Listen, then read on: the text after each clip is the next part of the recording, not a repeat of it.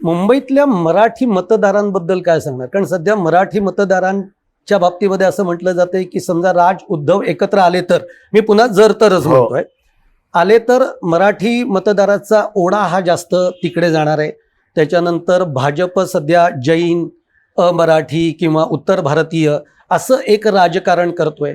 त्यामुळे मग भाजपच्या पाठी मराठी मतदार किती वळेल असं तुम्हाला वाटतंय? हा फेक कारण नरेटिव्ह हा आहे. मोठा हा फेक नरेटिव्ह आहे. हा. मी काय पाकिस्तान मधून आलोय?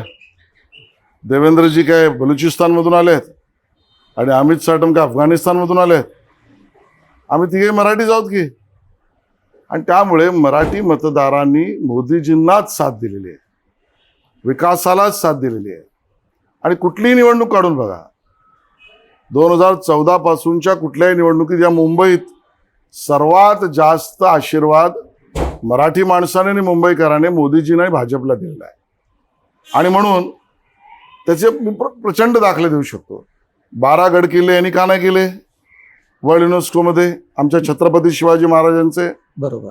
मराठी भाषा अभिजात भाषा का नाही केली? कोणी थांबवलं होतं?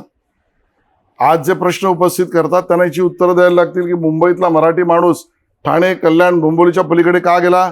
उद्धवजी सांगू शकतील.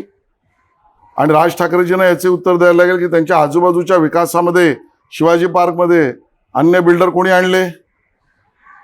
त्यामुळे हा फेक नरेटिव्ह आहे. या सगळ्याची उत्तरं त्यांना द्यावी लागतील.